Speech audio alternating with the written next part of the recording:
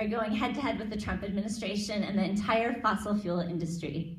And they're doing so to protect their rights and the rights of all of us to life, liberty, and property. The fossil fuel industry wants to protect their short-term economic interests in extracting all of the oil and gas and coal that they can to enrich their pocketbooks at the expense of all future generations. When we go to trial this fall, we will prove that for more than 50 years, our government, your federal government, has acted with knowing disregard to the impacts of climate change and has actively promoted a fossil fuel-based energy system that threatens the personal security and the lives of these young plaintiffs. We will also prove that as long as I've been alive, they've known the solutions to the problem. They knew that we needed to swiftly transition away from fossil fuels to a clean and renewable energy system. We will also prove, despite what you heard earlier today, that 2 degrees Celsius is not a safe target for this young woman who's about to come up onto the stage. It's 1 degree Celsius over the long term and a maximum level of CO2 of 350 parts per million.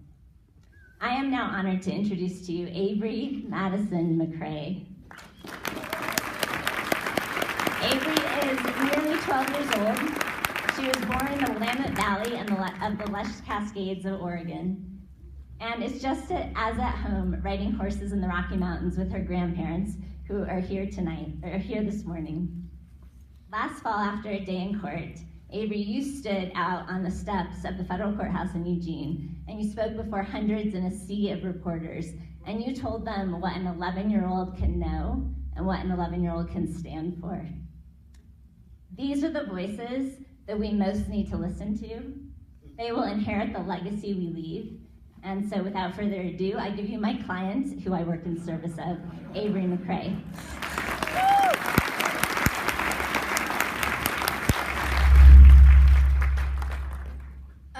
So before I get started with the actual presentation, I just want to thank Telluride MountainFilm Festival for giving me this opportunity. This is so amazing.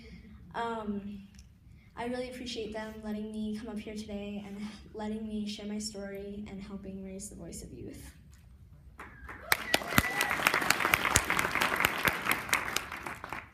I am one of 21 youth who have filed a lawsuit against the federal government and the Trump administration. Is 21 youth suing the federal government the new normal?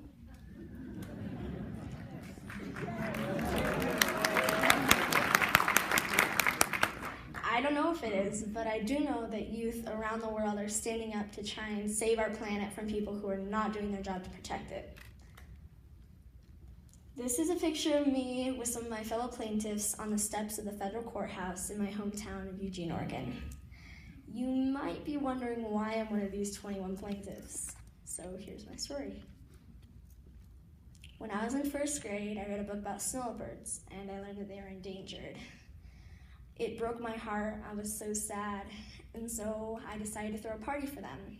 I did a whole bunch of activities evolved around the snowbird, and I educated my friends and asked for donations, and at the end of the party, I raised almost $200 for the snowbird trust.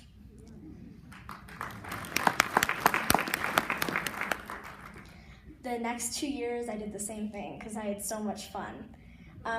The second year, I did it for wolves, and we raised almost $250 for Oregon Wild. And the year after that, I did the same thing for salmon, and we raised almost $300 for Mackenzie River Trust. So that was pretty cool. And to some people, it might not seem like much, but at the time, I was doing the best I could.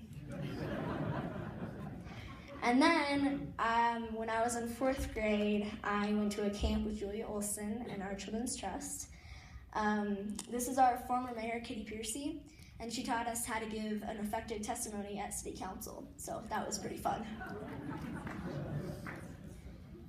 It was there that I met Kelsey Juliana, who is a plaintiff in the case against the state of Oregon. And she really inspired me, and she's so courageous and outgoing, and I really wanted to be like her. That winter, I did a mural on the side of a bike shop with Esteban Stephenson and several other youth, and we made a pretty cool mural. This mural depicts a girl and a boy touching the polar bear and the earth. Below them are salmon swimming in and out of their feet.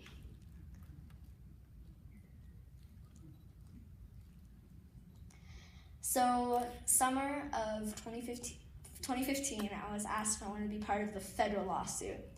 And after giving it some thought, just some thought, I decided that I wanted to join the fight because climate change is already affecting my life and my future. Have you ever laid down next to a river and watched salmon spawn? Because I have, and it's pretty magical. And the fish and the rivers of Oregon are both being threatened by climate change. This is a picture of the Cascade Mountains, one of our ski areas, in February of 2015. So not only does that mean we can't go skiing, but this also changes the health of our rivers. Without as much snowpack, the flow decreases, and this causes the rivers to warm, which has really devastating impacts on local fish populations. In Oregon, climate scientists tell us that life in the Pacific Ocean is threatened by ocean acidification, and I love all the creatures that inhabit the waters. That is a picture of my 5th grade science fair project. I took 2 quarts of water, and they were ocean water, and in each one I placed half of a mollusk shell. In one of the quarts, I added acid each week, and you can see how the acid changed the shell on the bottom, and that was only after maybe 2 or 3 weeks. What's most frustrating is how long the government has known that these impacts would happen. This is an extensive report written by President Johnson's Science Advisory Committee in 1965. In 1965, they wrote that. This is what they said.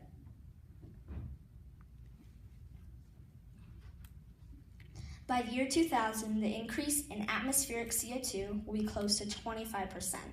This may be sufficient to produce measurable or perhaps marked changes in climate. The climate changes that may be produced by the increased CO2 content could be deleterious from the point of view of human beings.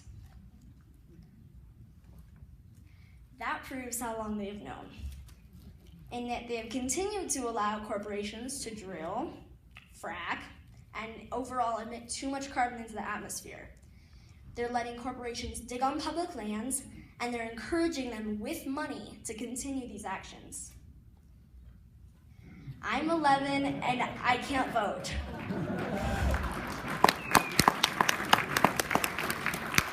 But I can make a difference to the courts, and I think that it's important that you stand up and show the government that we have a voice and we can change the world. Yeah. So, when we asked the judge for a speedy trial because climate change can't wait, the government lawyers said that we should have filed this case 60 years ago. Yeah, 60 years ago. And so this is what they said.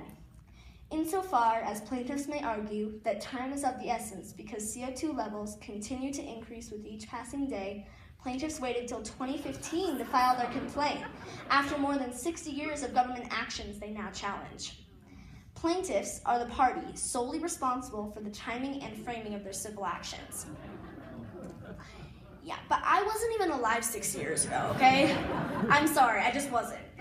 Was my grandma supposed to file this when she was a kid? I mean, I think this is crazy.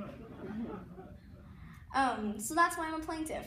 But I'm not just a plaintiff. I'm a normal kid who likes to be outside, hiking, swimming, riding my bike. But my favorite place to be is on the back of a horse. I love horses and donkeys and spending time with my pet chickens and rabbits. But this normal kid is also pissed. Sorry, Grandma and Grandpa. And I'm worried enough about my future that I believe I need to fight for it. What do you care about? And what are you willing to stand for? Do you have connections to nature? Do you want them for your children and grandchildren? The new normal requires that everyone stands up, speaks out, and does what they can to address this global crisis. Thank you again for letting me speak here today.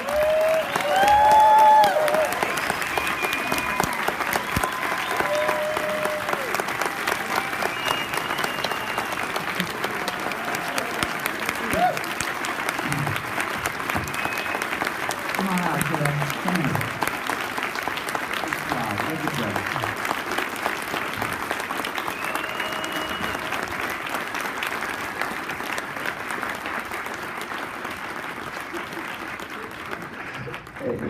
I just thought, I think they liked it. Well done, kiddo. Julia, welcome back. So what we talked about was you were